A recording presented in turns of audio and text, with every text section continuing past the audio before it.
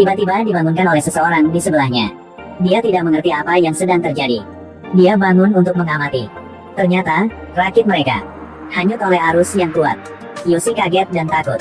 Dia buru-buru meraih dayung dan mencoba memindahkan perahu dayung ke darat. Tapi arus airnya terlalu kuat. Mereka tidak bisa mengendalikannya sama sekali. Tidak lama kemudian mereka tersapu oleh arus dan memasuki tebing berbahaya. Ada batu besar yang menghalangi mereka tepat di depan mereka. Keduanya dengan cepat berbaring. Lalu tabrakan lurus ke depan. Untung rakitnya tidak hancur berkeping-keping, keduanya masih hidup. Namun, aliran airnya terlalu cepat. Mereka tidak tahu bagaimana menuju ke darat. Di tengah bahaya, Kevin memikirkan jalan keluar dari situasi tersebut. Sebagai juara renang tingkat kota, dia memutuskan untuk berenang ke darat dulu. Lalu gunakan batang pohon untuk menarik Yoshi. Setelah bernegosiasi, Kevin memutuskan untuk bergegas ke tengah air. Cepat berenang ke darat. Tapi tidak menyangka bahwa ketika sampai di darat, dia menemukan bahwa dia lupa membawa pisau. Kevin buru-buru menyuruh Yoshi untuk melempar pisau untuknya. Itulah satu-satunya cara untuk menebang pohon dan menyelamatkannya. Tapi Yoshi sedang hendak ambil pisaunya. Tiba-tiba arus air datang dan menghanyutkan rakit. Yoshi tenggelam di air. Setelah beberapa saat, dia tidak terlihat lagi. Untungnya dia bisa menahan napas dan melayang ke permukaan. Namun, air mengalir lebih cepat dan membawanya semakin jauh. Hanya butuh 1 detik ceroboh, dia akan terkena batu. Tunggu sampai dia bangun, dia telah hanyut ke darat. Dia memeluk batu di sebelahnya dengan erat. Buru-buru merangkak ke darat. Sekarang Yoshi telah kelelahan. Dia belum sempat istirahat, dia harus terus memikirkan bagaimana cara kembali. Tetapi ketika dia bangkit, dia menyaksikan pemandangan yang mengerikan. Sebuah gunung tinggi muncul di depannya. Mungkin ini satu-satunya cara untuk melewati gunung ini. Untung anggota tubuhnya cukup gesit dan tidak lama kemudian dia akan mencapai puncak. Pada saat ini dia tiba-tiba terpeleset dan berguling menuruni lereng. Yoshi bereaksi dengan cepat dan meraih batu itu. Kalau tidak, dia akan menghadapi akhir hanyut atau jatuh hingga mati. Setelah beristirahat sebentar dia melanjutkan pendakian. Karena pelajaran tadi, dia sangat berhati-hati kali ini. Setelah beberapa saat dia dengan lancar naik ke puncak gunung. Namun, tidak ada tanda-tanda jalan pulang sama sekali. Di depannya adalah hutan hijau yang membentang tanpa henti. Ketika malam tiba dia sementara menemukan tempat untuk beristirahat. Saat dia jatuh dalam keputusasaan, langit tiba-tiba hujan. Dia tidak berdaya dan berjongkok di sudut. Pikiran samar tentang masa depan. Dan begitu saja dia bersandar di sini dan tidur. Ketika dia bangun pagi-pagi, dia tiba-tiba mendengar suara botol air. Yoshi berlari keluar dan melihat. Ini tas di rakitnya. Itu mengapung dengan air yang mengalir. Dia dengan cepat mengejarnya. Sayangnya, jarak itu terlalu jauh untuk mencapainya. Selama keadaan darurat, dia harus melompat turun dari puncak gunung. Untungnya, tas itu baru saja melewatinya tepat pada waktunya, jadi dia segera meraihnya. Lalu coba ke darat. Setelah beristirahat, dia mengeluarkan buku catatan kecil di sakunya. Ini adalah barang keberuntungan yang kakek tinggalkan untuknya. Semoga bisa memberkati dia untuk meninggalkan daerah ini dengan selamat. Berpikir seperti itu, dia langsung termotivasi. Dia memakai tas dan pergi mencari temannya. Tapi dia telah melakukan perjalanan sepanjang hari dan masih tidak dapat menemukan jejak. Ini membuatnya sedikit kecewa. Dia lelah dan duduk. Yaseng berpikir apakah Kevin telah meninggalkannya atau tidak. Tidak peduli apa, dia masih tidak mau menyerah dengan mudah. Dia mengeluarkan peta dari tasnya dan mulai mencari arah. Yoshi ingin mengandalkan usahanya untuk keluar dari hutan ini. Setelah dia selesai, dia memakai tasnya dan pergi. Dia sudah lama pergi. Tiba-tiba dia memiliki sesuatu di tanah. Dia mengangkat kepalanya untuk melihat. Buah banyak tumbuh di dahan. Dia sangat bersemangat. Cepat memanjat pohon untuk memetik buah karena dia sangat lapar. Tak disangka, saat dia baru saja memanjat pohon, dia melihat ular raksasa bersembunyi di lubang pohon. Yoshi ketakutan dan jatuh ke bawah. Setelah beberapa saat, dia berpikir bahwa ada banyak bahaya yang melekat di hutan ini. Jika bahkan ular itu dia tidak bisa menghadapinya. Jika demikian, masa depannya tidak mungkin bertahan. Berpikir begitu, dia memanjat pohon lagi. Ketika ular itu tidak memperhatikan, dia meraih ular itu dan melemparkannya ke tanah. Dan kemudian memukulnya dengan keras dengan batu. Anggap saja dia telah menyelesaikan langkah bertahan hidup pertamanya. Lalu langit menjadi gelap. Dia terpaksa mencari tempat untuk berhenti. Dia mengambil daun dan meletakkannya di bawah pohon. Dia hendak berbaring dan beristirahat. Tapi kegelapan membuatnya merasa takut. Susah tidurnya lalu tiba-tiba dia mendengar seseorang memanggilnya. Dia kaget dan bangun. Sepertinya seseorang berdiri di kejauhan.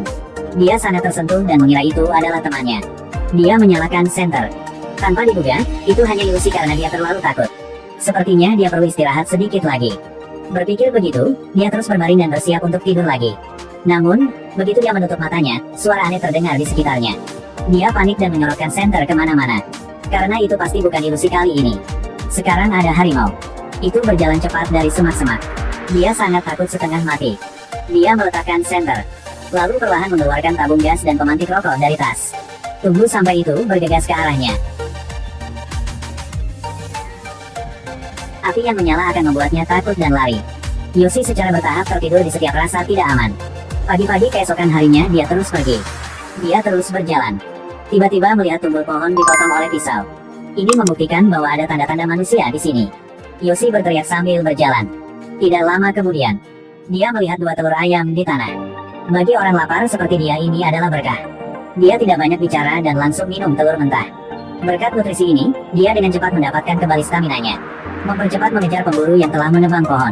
Tapi tanpa diduga, belum pergi jauh, dia menyaksikan pemandangan yang sangat menakutkan.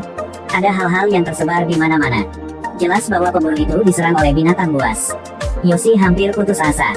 Sangat sulit untuk menemukan harapan tapi sekarang langsung hilang. Dia duduk dan menangis. Menyesal dia tidak patuh di rumah. Mengapa pergi ke tempat ini? Tapi sekarang sudah begini, tidak ada gunanya duduk di sini menangis. Jika ingin bertahan hidup, dia harus terus gigih. Setelah mendapatkan kembali semangatnya, dia terus berjalan. Entah itu menyakitkan atau melelahkan, itu lebih baik daripada duduk di sana dan menunggu kematian. Setelah beberapa saat, Yoshi melihat sesuatu lagi. Dia mendekati, itu jejak kaki. Yoshi sangat tersentuh dan hampir menangis. Dia berpikir bahwa temannya dulu melewati tempat ini. Dia buru-buru meneriakkan nama temannya. Tapi tetap tidak ada yang menjawab. Beberapa saat kemudian dia tiba-tiba melihat kulit telur di tanah. Dia segera menyadari ada sesuatu yang salah. Dia menginjaknya dan coba lihat. Ternyata dia kembali ke tempat lamanya. Sekarang dia tidak bisa menahan lagi. Dia marah dan melemparkan tasnya ke tanah. Setelah mendapatkan kembali ketenangannya, Yoshi berpikir bahwa jika dia ingin keluar dari sini, dia harus kembali ke tepi sungai. Kalau tidak, dia akan kehilangan jalan di hutan. Yoshi terus pergi. Tapi saat dia sedang berjalan, langit menjadi gelap. Hujan. Ini membuat perjalanannya semakin sulit. Untungnya, pada akhirnya dia bersikeras untuk pergi ke tepi sungai. Dia bergegas mencari tempat untuk beristirahat. Dia berbaring. Wajahnya menunjukkan kelelahan dan ketidakberdayaan. Pagi-pagi keesokan harinya dia bangun. Dia menempelkan wajahnya ke lereng gunung untuk minum air hujan murni. Tiba-tiba dia mendengar suara pesawat di langit. Dia segera melambaikan syal merah untuk meminta bantuan. Tapi itu terbang dengan sangat cepat dan kemudian hilang. Yoshi sekali lagi putus asa dan berlutut. Dia hanya ingin hidup tapi kenapa begitu sulit. Dia meringkuk terbaring di sana tidak dapat pulih. Untuk bertahan hidup dia harus terus pergi. Kelelahan untuk waktu yang lama membuatnya kehilangan akal.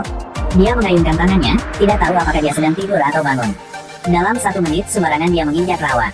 Yoshi langsung sadar kembali. Dia terus berjuang untuk keluar dari sana.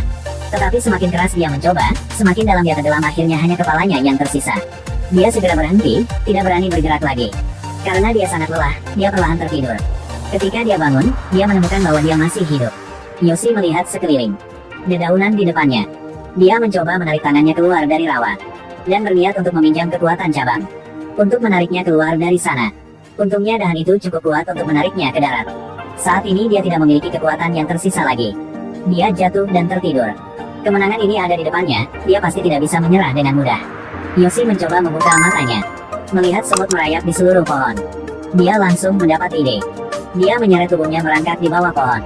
Dan bangkit dan buka bajunya. Dia dengan kuat menggenggam batang pohon dan mengguncangnya dengan kuat. Semut jatuh padanya dan mulai menyerang. Perasaan menyakitkan ini membuatnya sadar kembali. Sekaligus penuh motivasi dan langsung lari keluar. Tidak lama setelah itu dia pergi ke tepi sungai terdekat. Dia mengangkat kepalanya untuk melihat langit malam. Dia duduk untuk beristirahat. Tiba-tiba dia melihat seekor kura-kura berjalan ke arahnya. Dia sangat lapar jadi dia mengambil batu. Namun dia ragu sejenak tetapi akhirnya dia tidak melakukannya. Di malam yang dingin, kura-kura ini adalah teman hangatnya. Kemudian dia melihat ke langit dan perlahan tertidur. Keesokan paginya temannya menyewa perahu kecil. Mencari di sepanjang tepi sungai dan mencapai tempat ini. Tapi sesampainya di darat, Kevin tidak di mana Yoshi. Dia pikir Yoshi mengalami kecelakaan selama waktu yang lama itu. Jadi dia naik ke kapal dan hendak pergi. Tapi tanpa diduga, dia tidak sengaja menabrak tongkat kayu di tanah. Suara ini membangunkan Yoshi. Ternyata itu karena tepi sungai sangat dingin sehingga dia mencari tempat untuk bersembunyi. Baru bangun dia melihat punggung Kevin pergi. Dia ingin berteriak minta tolong tapi tenggorokannya tidak bisa mengeluarkan suara. Dia mencoba merangkak keluar. Melihat Kevin semakin menjauh, dia putus asa. Dia mencoba untuk bangun dan membuat suara terakhir. Tolong aku. Namun Kevin tidak bisa mendengar bisikan temannya. Untungnya saat yang paling penting dia menoleh dan melihat ke belakang. Menemukan Yoshi sedang berdiri tidak jauh. Meskipun dia sangat kurus sekarang, dia masih memancarkan energi dan keberanian yang luar biasa. Pada akhirnya berkat ketekunannya Yoshi telah diselamatkan.